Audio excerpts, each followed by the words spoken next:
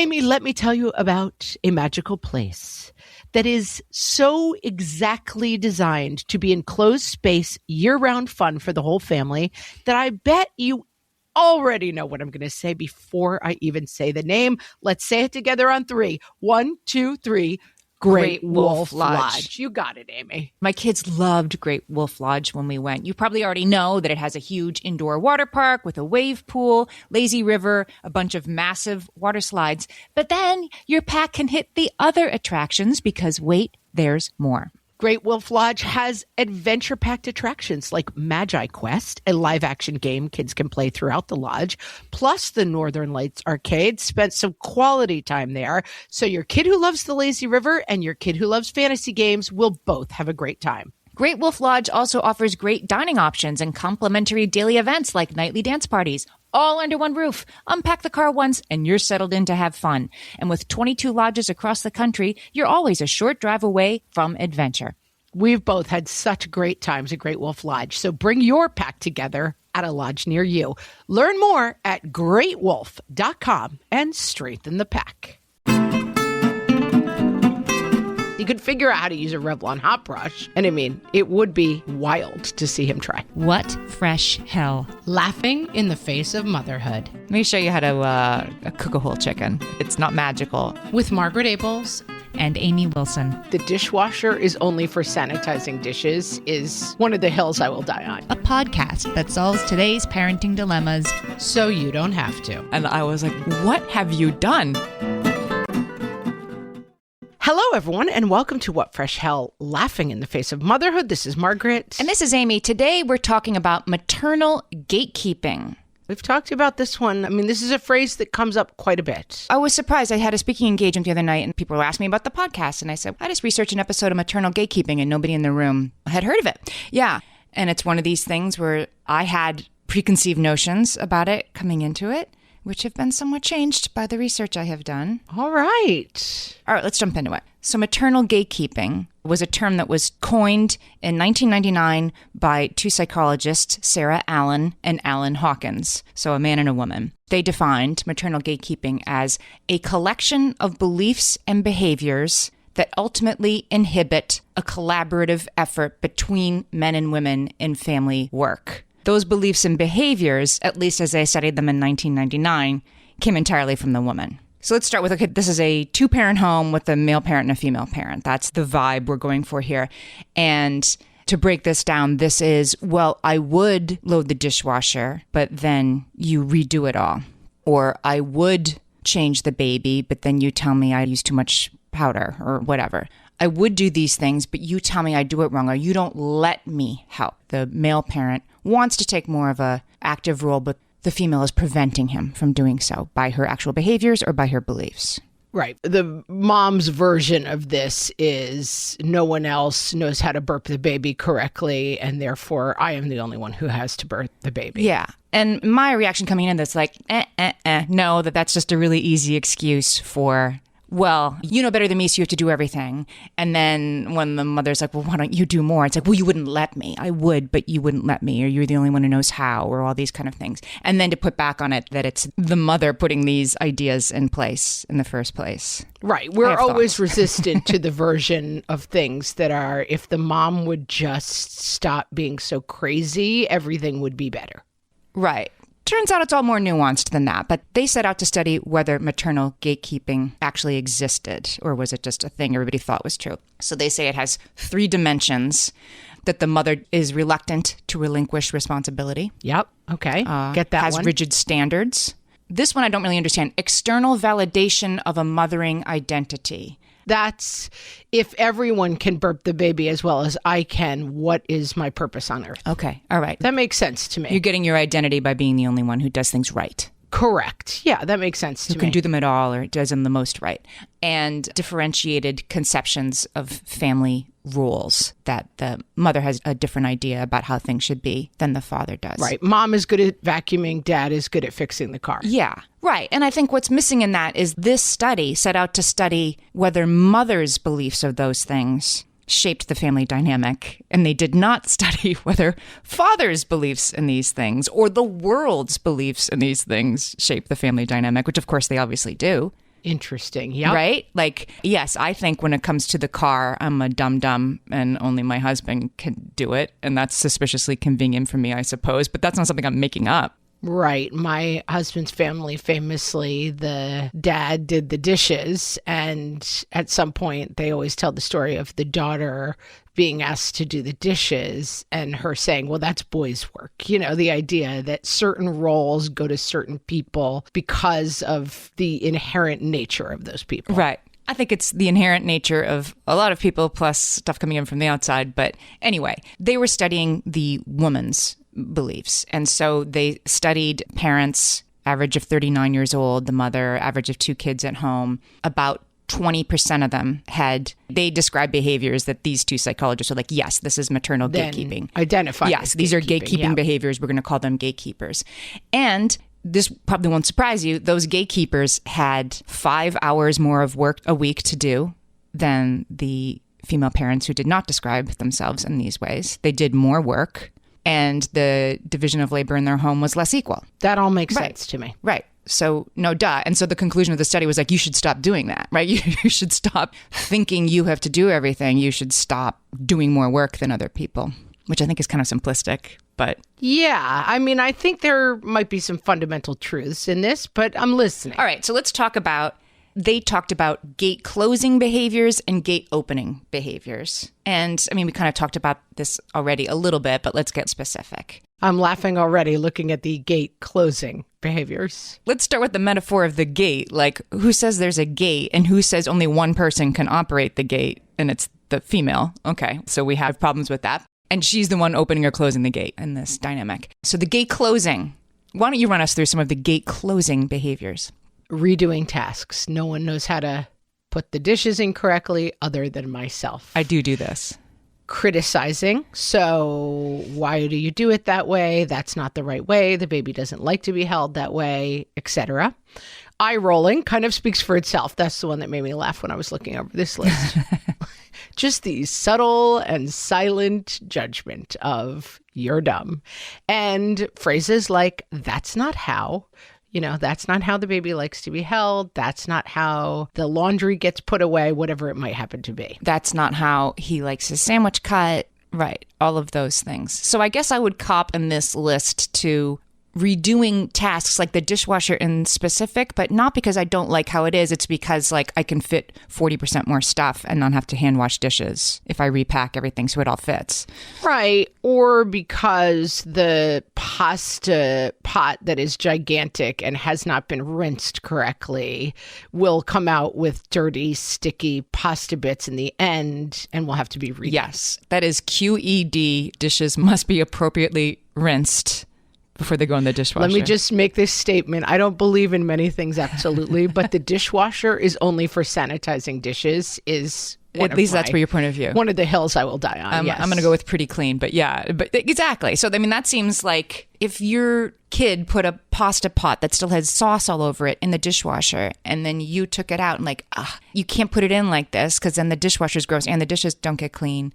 And the response is not, oh, okay, I'll rinse it next time. If the response is like, oh, there she goes again. I guess I won't bother doing anything next time because she won't let me. I just think that's kind of convenient for everybody else. Well, it also seems to really focus and highlight the idea of the default parent. And it is kind of one person's job. And if you showed up tomorrow at your husband's job and started doing stuff, your husband would say, that's not how we do that. My husband makes medical devices. And if I showed up to try to do his job tomorrow, he would spend a lot of time rolling his eyes at me and saying, that's actually not how we make this. Right. Or like you send your toddler to daycare without the like 14 snaps snapped that turns the outfit from like a weird loose caftan into pants because they don't know how the snaps line up. Fixing that is something that needs to be fixed. But what needs to be fixed is you need to dress the toddler appropriately, not your high expectations, mom, that toddler's outfit needs to be snapped. Right. It feels like it's predicated on the idea that everyone is equally good at doing this and that our belief is that one person is actually better at doing this and is making legitimate choices that are better than the other person's. Okay, so let's talk about gate opening behaviors. Mm-hmm.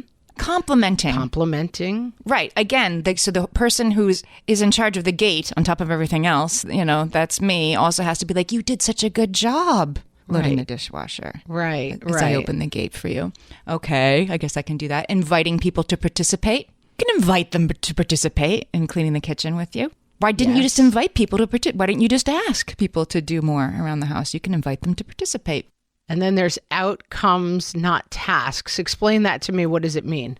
Outcomes, not tasks is that sign the kid up for soccer camp this summer. That is, the outcome is the kid is going to soccer camp this summer. The task isn't, well, I tried, but I couldn't find the link.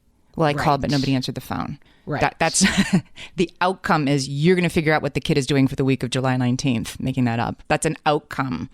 And tasks is see if you can find this, see if you can find that. And often I think people who aren't the default parents or kids, can stop at the first hurdle and be like, oh, I don't know what to do now, so I'm just going to stop here. This is definitely a marital fight for me in terms of tasks.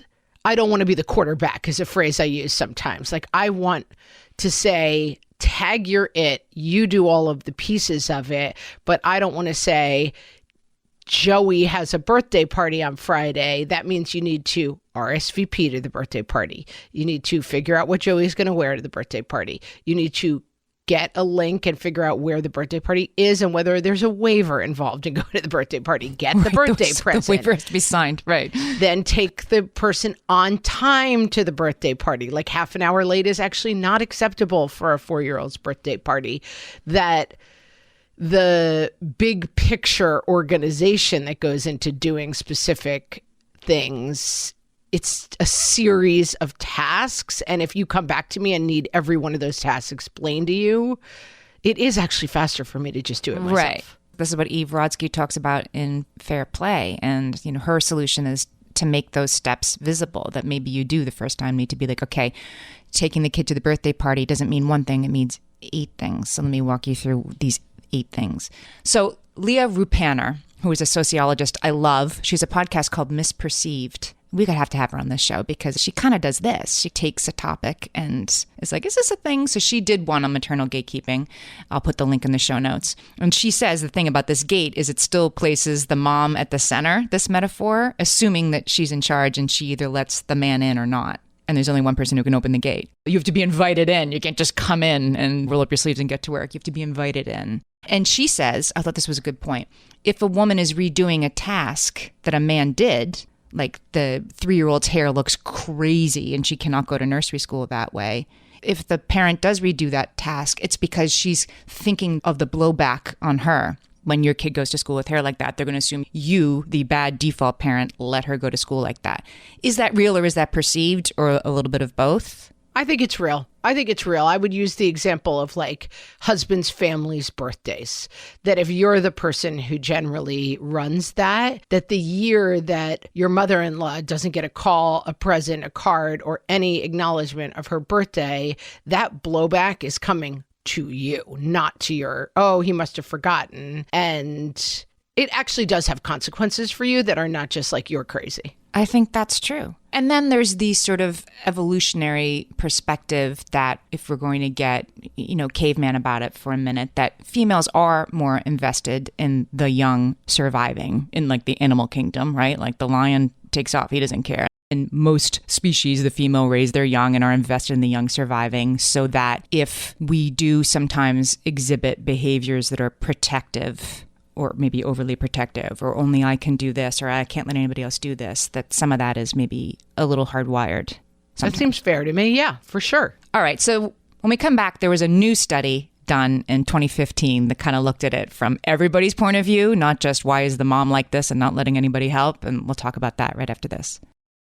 Hellions, it's time for some spring cleaning, and I don't just mean the coat closets. Doing your financial spring cleaning can actually be super easy when you let Monarch do your financial spring cleaning for you. One dashboard that gets your entire financial life organized. No more clutter, no more mess, no more logins scattered everywhere, just accounts, investments, property, and more, all in one place. Get your first year of Monarch for half off, just $50 with promo code FRESH. Monarch allows you to look not only at what you've already spent, but also to plan for the future. With Monarch, you can set savings goals, plan for big purchases, and notice spending trends before they become a problem. I can generate cash flow reports that show me what we spent this quarter, this month, what we're probably going to spend next month, and feel prepared, organized, and knowing how to plan for the future. No more surprises and a lot more clarity.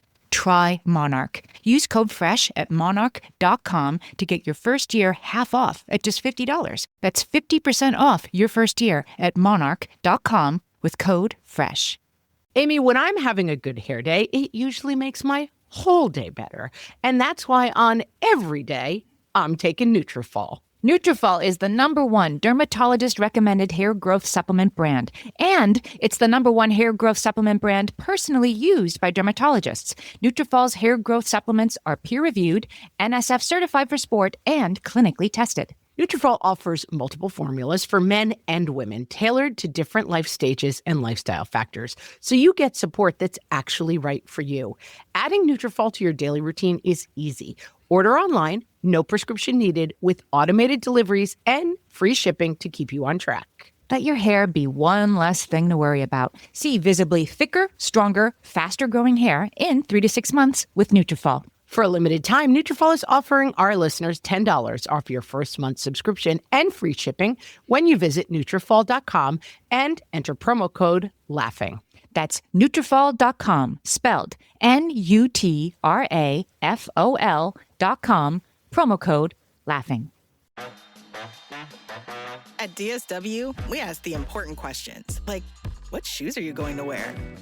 Whether you're prepping for wedding season, festival season, or just planning the ultimate vacay, the right shoes can make or break an RSVP. So own the moment. You've got big plans, and we've got just the shoes. At the perfect price, of course. Get ready to get ready with Designer Shoe Warehouse. Head to your DSW store or DSW.com today, and let us surprise you.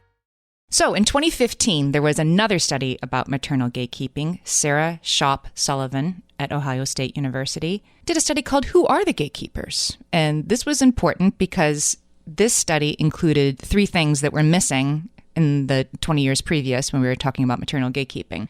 It included the women's perception of how gatekeeping plays out. In the previous study, it was to the woman, do you feel like you have to do everything? And to the man, are you annoyed that she feels like she has to do everything? You see what I'm saying? That they were asking the women for, how do you see this play out in your home, this perception? Not just the men, asking the women. They looked at men's behavior as a defining characteristic. Thank you. Not just the women's. Thanks for doing that. Yep. And they distinguished between beliefs and behaviors because the study in 1999 showed a general connection between if the mother thinks mother knows best and only moms can do XYZ, that is a household in which the father is less likely to be involved. They made a connection between that belief and the outcome, but they didn't show the behaviors. Does that make sense? That makes sense to me. Yeah. Are you actually doing something to encourage or discourage the father's involvement? Or is it just sort of known? So they studied almost 200 couples, and they studied them when this is most likely to rear its head, which is the 3 months before birth. That's sort of, we're getting ready to be parents, and this is how we think it's going to be. When you're super planning how every bit of your life is going to go. This is how it's going to turn out. Yeah. Right. It's going to be exactly the same, Spoiler except alert. even more fun. Not going to work, but okay, you go for it. Right. You go for it with your birth plan, and we're going to do everything 50-50. Okay. And then 3 months after, when you were at the maybe just rounding the corner of the hardest part, but what the heck was that? So those are 2 very good points to do this. So this study found that mothers who held excessively high standards, I guess as judged by the other parent, for their partner's parenting, were more likely to find the other person's parenting lacking. Like if you have high standards yourself, then you're more likely to expect everybody else to have high standards. Yep, that makes sense, of course. Yeah, you want things done just so. Yeah. So if you're the kind of person who has high standards, maternal gatekeeping can show up. It can also show up when your romantic relationship feels less stable. Yeah, that makes a lot of... You're really annoyed about something else, but it's coming out as you stink. Yeah. Yeah. You stink when your own relationship is less stable. Yeah, you're not looking at your partner and saying, this is a capable, great person who is helping me. You're looking at your partner and thinking, this bozo was put on earth to get in my way. Mm-hmm. We've all been there. Right. And then when mothers had what they call poor psychological functioning, as in like anxiety or depression during pregnancy, perinatal, that can rear its head. And of course, when you're feeling anxious, you're looking at something you can control. And I guess the way the diaper tape goes can be, where the water runs sometimes. I also think this goes really deep. My father grew up in a household where men did not touch their babies. I mean, it really was a different era. And then when my husband and I were getting ready to have a baby and we would be in discussions, there were so many men I spoke to who never changed a diaper. I'm talking about my peers who never changed a diaper before changing their own baby's diaper.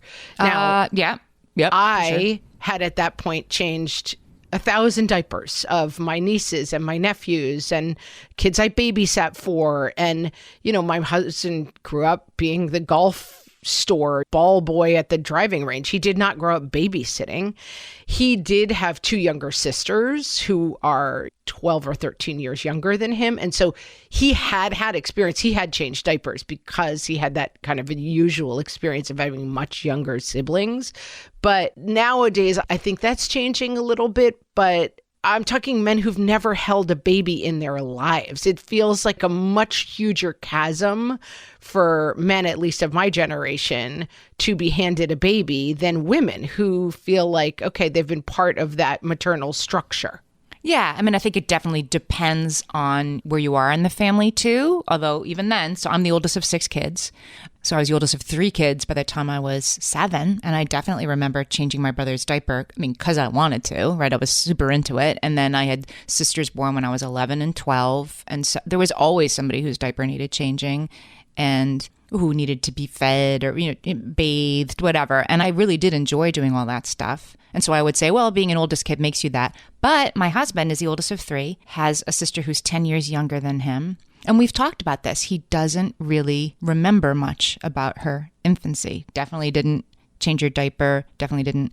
And I think it just wasn't expected of him, or it wasn't assumed, even internally or externally, right? Nobody was like, oh, your mommy's little helper. Nor was he like, oh, I want to be like my mom, so I'm going to hold the baby and isn't she cute? Right. This is my little doll that I'm taking care of. He did not have that. He was like, I'm going out to play baseball, guys. Yeah. So it was very interesting to me when we talked about it. So we both have younger sisters that are about the same age, younger than us. And all I did was take care of one of them. There's a picture of me holding my sister who's 11 years younger than me on my lap. And I'm so proud. Like the picture is just like, look at this proud older sister. I was so into it.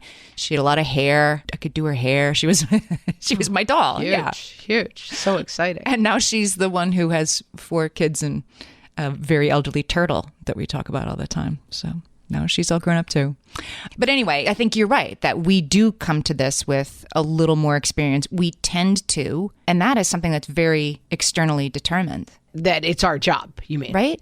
That in a male, and again, like if people who are 20 years younger than us are doing it differently, God bless. But I think that yes, my husband I'm not sure he'd ever changed a diaper either, or not many. When would he have? I think this is how this whole conversation began. Well, you changed your sister's diaper. He's like, why would I have done that? Yeah. I have no idea what you're talking about right now. Yeah. Growing up with knowing people who the dads would change the wet diapers, but not the poopy diapers, because that was something only the mother could do. Oh, the wet diapers was out of the question too. I mean, my father changed diapers, but he was an outlier. This is definitely something that has changed a lot, but I do think that what sometimes we miss in talking about maternal gatekeeping is like, you think you're better at this. No, I don't think I'm better at this. I am objectively better at this. I actually know how to change a diaper better than my husband does on day 1 of us bringing a newborn home, because I've done it 1,000 times and he's done it 4 times.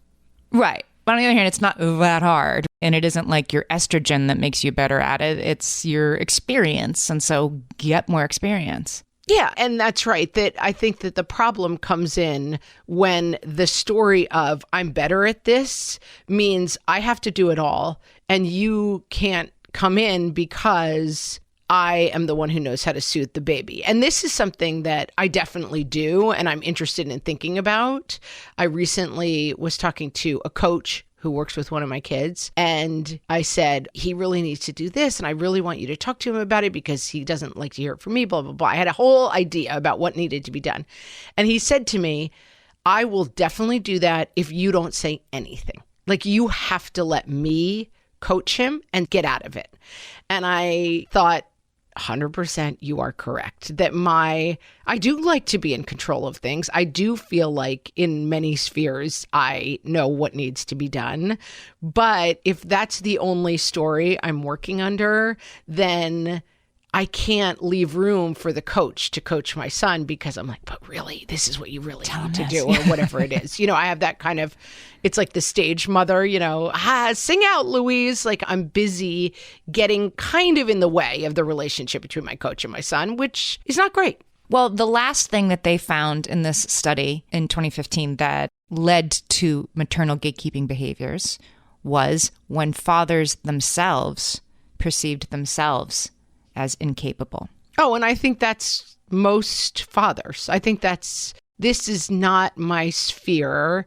And definitely when it's time to do my daughter's hair, that is not something that my husband is getting involved in. I'm not going to know how to do it. Right. And that also is externally determined. The whole you'll have no idea, you dum-dum, what to do because your wife will have this natural program downloaded to her maternal computer that's going to make her have these magical abilities that you don't, but also I won't be able to do it. I won't be able to get the baby to stop crying. If a father thought those things before the baby was born, they are sort of self-actualizing after the baby was born. And some of it is what the dad's bringing, well-earned assumption that I'm not going to be that good at this, that they're bringing to this relationship. Yeah, and some of it is also experience. I actually have blow dried my own hair every day for decades. So my husband does not know how to use a blow dryer. He's never had any hair. He takes a shower and then he goes on with his day, It's not just this kind of ephemeral, why do we believe this? I mean, I have a lot of experience doing hair and he has no experience. Now, could my husband use a Revlon hot brush? He's an engineer who makes advanced medical devices with his own hands. He could figure out how to use a Revlon hot brush, but he hasn't ever. And so he doesn't know how to. And I mean, it would be wild to see him try. My husband, when my daughter was young, he washed her hair one night. And she was old enough that she had hair past her shoulders, but young enough that one would still give her a bath. So I'm thinking 4. Washed her hair for me. I'm putting that in advised quotes. Can you please wash her hair? So he did. And I still don't know. He was unable to explain what he had done. He went in circles. Again, not somebody who's ever had hair longer than half an inch.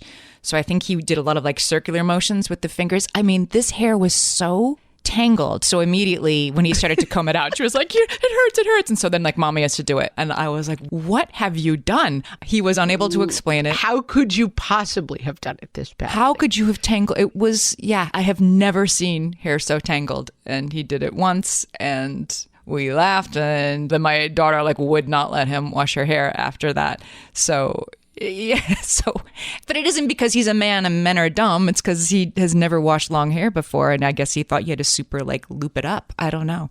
What the heck? We need to do a special episode with just him to get to. We need an 8-part investigative series. What happened with that hair?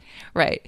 So when fathers themselves perceived themselves as incapable, there was higher levels of maternal gatekeeping behavior reported at 3 months postpartum. But maybe there needed to be, because there are families in which maternal gatekeeping steps up when the dad is not really showing up, either literally or figuratively, is super checked out, super not there. Then there can be these reports that she's not letting me do anything. And let's talk to the woman who's been doing 95% of the childcare. It seems a little convenient. But one interesting thing about this study was higher levels of parenting self-efficacy for fathers were not associated with greater reporting gate opening. So what they're saying is if the father was pretty sure he was going to be good at it, that didn't mean that there was more gate opening behavior from the mother. But my response to that is why should there be? Why is there a gate? If he's pretty sure he's good at it, why does he have to wait to be in, shouldn't there be no gate if both people feel we got this, we're going to be good at this? Yeah, but I think it's the same thing that we say about operating systems. You know, like nobody has a zero operating system. Everybody does have an operating system. So I think like the coach is better at telling my kid how to do things, but it doesn't mean that I let him completely take over and step back. There is a complicated dynamic there. Am I a gatekeeper and holding I guess I am a little bit in that situation. And he has to kind of say, listen, you step back now and let me handle this, because whatever thing you're trying to control here is, I got it, you know? And so I did need to be told a little bit, like open the gate and like walk through the gate and walk away, basically. Right. Let's take a break. When we come back, we'll talk about how do we use all this knowledge to our benefit. All my kids learned to swim when they were little. It was super important to me that they be confident and safe in the water.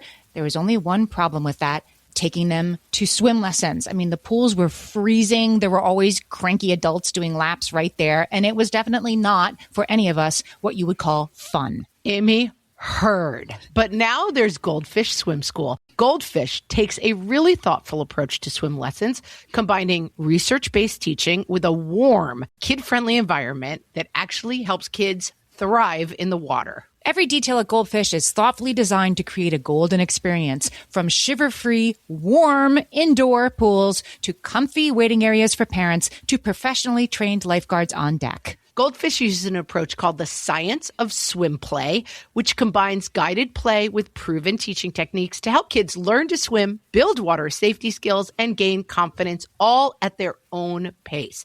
Lessons are designed to meet kids exactly where they're at. If you've been thinking about swim lessons or just wondering where to start, this is a great opportunity. Right now, Goldfish Swim School is offering a waived membership plus your child's first lesson free at participating locations. Just visit goldfishswimschool.com/free to find a location near you and enroll using promo code FREE. That's goldfishswimschool.com/free, promo code FREE. My favorite skincare products actually feel more like self-care, like they're so nice to put on and they smell so good that I'm actually happy when I get to that part of my day. And I swear that is how I feel about Osea's anti-aging body balm. Amy, you are usually the lotions and potions queen on this podcast, but I have to say, hard agree. Osea's anti-aging body balm is a liquid silk body balm that combines the lasting hydration of a lotion with the firming power of a serum, leaving skin smoother and firmer. This body balm is clinically tested and designed to deliver visible results you can see and feel. So we've gotten to use this product for a couple of months now, and I swear I have really noticed firmer and smoother skin, like on the back of my hands. It's like getting a mini spa treatment from head to toe. Get a spring-worthy glow with clean, clinically tested skincare from Osea. And right now, we have a special discount just for our listeners. Get 10% off your first order site-wide with code FRESH at OseaMalibu.com. That's 10% off your first order with code FRESH at OSEAMalibu.com. And now, things we're fighting with our spouse about. From the What Fresh Hell podcast. The why are you fixing the door on the shed when your entire family is coming for Sunday dinner in an hour and the house is a mess fight. What? You said this needs to be fixed. You said I should help. The why am I shopping for a scarf for your Aunt Jan? She's your aunt fight. I don't know if a scarf is a good idea for Aunt Jan. She's really picky about what she wears. The why have all the pieces of my sink been on the bathroom floor for a month fight. All right, don't touch it, don't touch it. As soon as I find the spigot I need, I'm going to fix that. The why did you bring this home from the grocery store when it's not what I asked for fight. If soy milk isn't milk, then why does it say milk right on the carton? The you get a 0 for leaving your dishes soaking in the sink fight. You know, I had no idea what to do with those. I mean, some of those have to be cleaned in some special way, only you know, so I left them for you to do. This has been Things We're Fighting with Our Spouse About. From the What Fresh Hell podcast.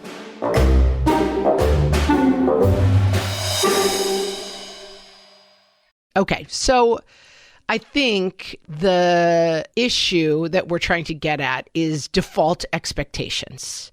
That watch your story is kind of the central story of maternal gatekeeping. And even rejecting maternal gatekeeping becomes a little bit like moms are too controlling and crazy and dads are dum-dums, right? That like you kind of start with these archetypal things that get in the way.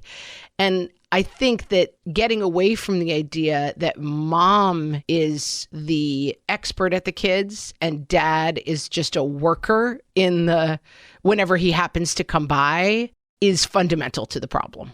Yes, I agree. And it starts from this idea that is out there. It's not in your head, mom. Like if you're thinking, I have to do all this, it's because we have this societal expectation before the baby comes. And we keep talking about the baby coming as if this never plays out anywhere else, which of course it does. But like that newborn time, when you're setting these expectations for the first time is when this becomes most apparent. That you're the expert, that mom is the expert or is going to be the expert, and dad is the apprentice. And that's the water we swim in. So of course that sets up the stage for this maternal gatekeeping behavior. And you can see it happen too sometimes with grandmothers and the baby's dad. I've seen this play out in the world. Grandmothers and the baby's mom too, like we have different ways of doing it. Yeah.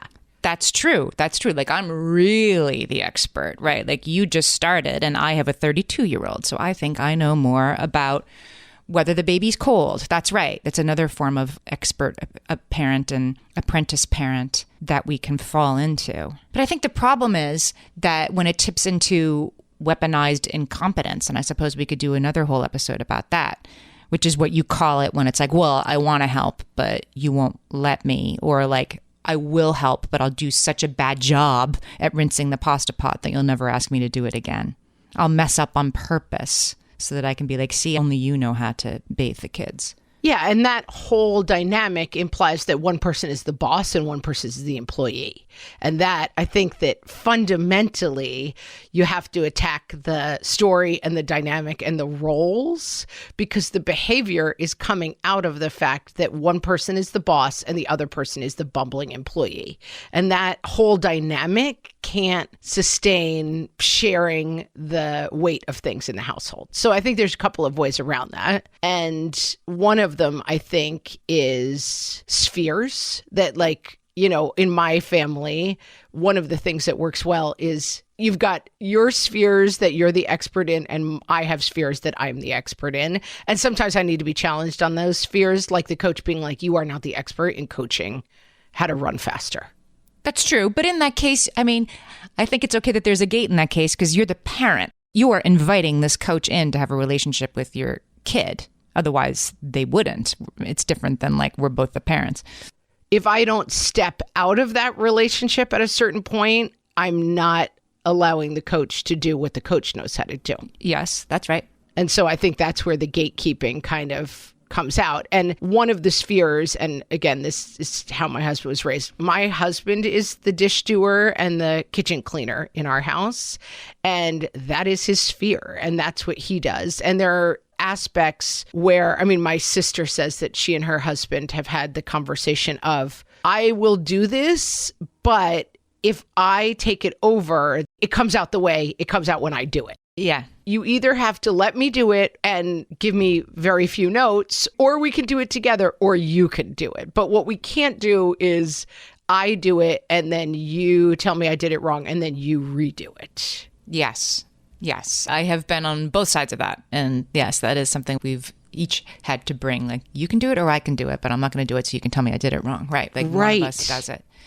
And I think the spheres are a great idea as long as you don't default to, if it's the baby, only you, mommy, are magically able to take care of the baby. Or like the kitchen, you're just better at whatever. Or just this week, my spouse said he needed to send something somewhere. He said, can you do that thing you do?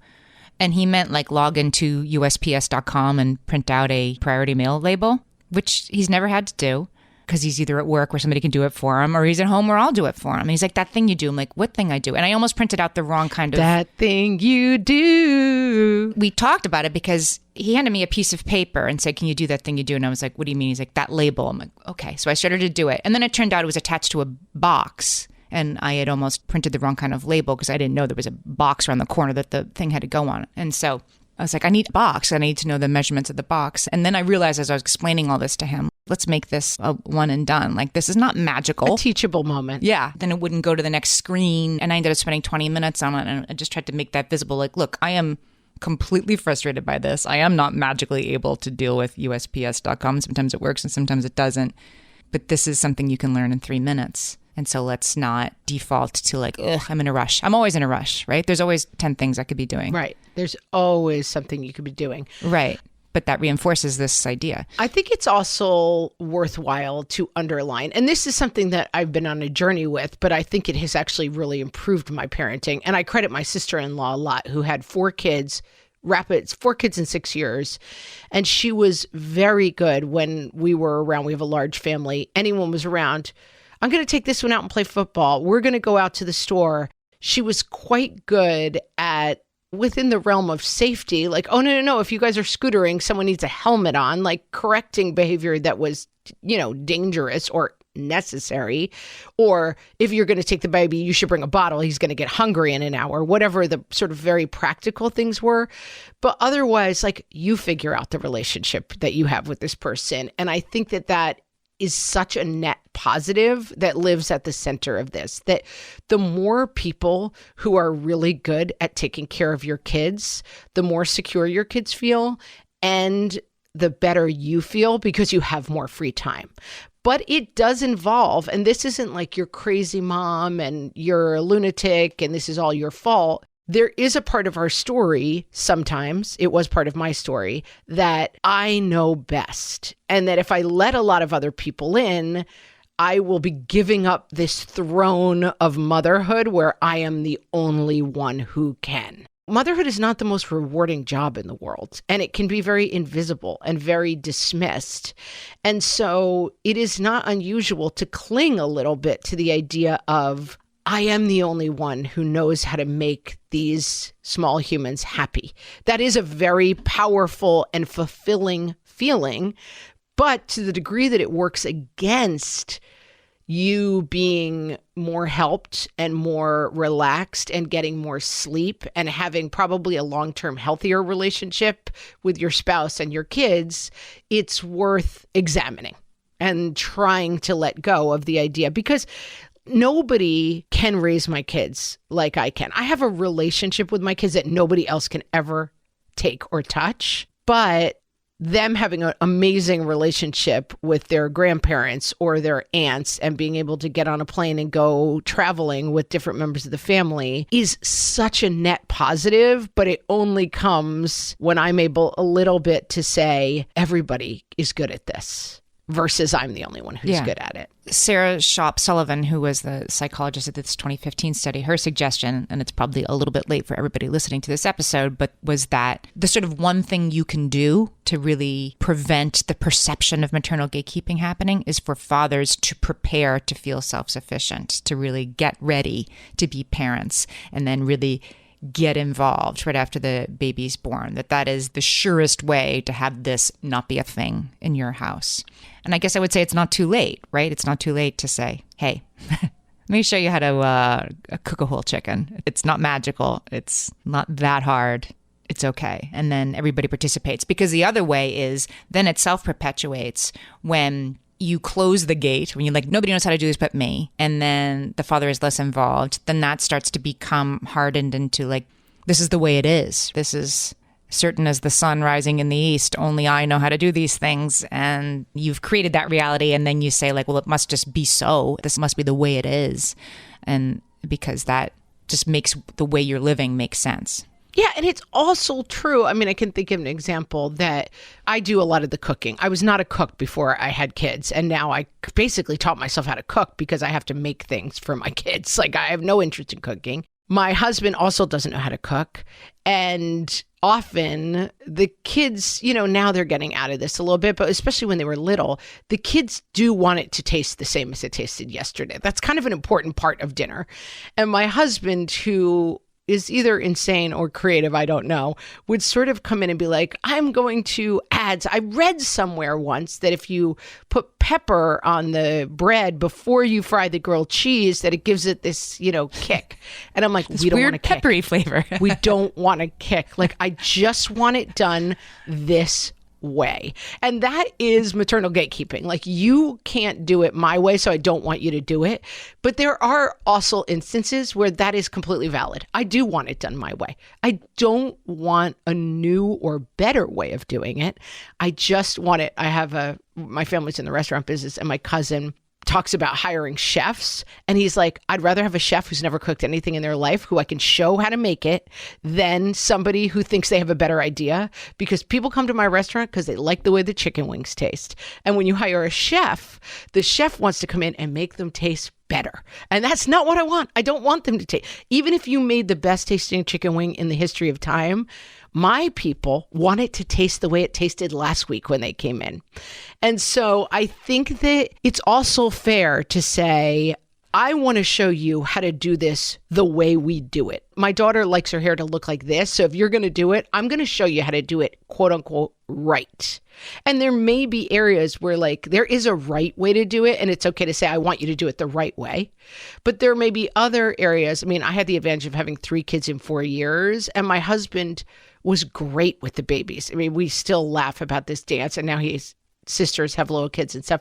He can pick up a baby and he does this funny dance while he's making this shushing noise, and it's a magical baby calmer. Yeah. He figured that out. Who needs a snoo, huh? You could save a couple $1,000. We don't need he's a human snoo. I'll rent him out to you if you need him. But in that case, that's the gift of me having 3 kids and being like, you have to deal with the baby because I am in the middle of potty training the 3-year-old, and I can't do both things at the same time. So to sum up, maternal gatekeeping is a collection of beliefs and behaviors. I think studies have shown now that those come from everyone, not just the mother. And I think it's worth considering that there doesn't have to be a gate. And if there is a gate, it doesn't only have to be opened by the woman, that you're allowed to come in and participate, because it's good for everybody. It's good for the family system. It's good for satisfaction and for the baby. Good for everybody. And it's okay to say there's a gate here and I've established it because it's important to me.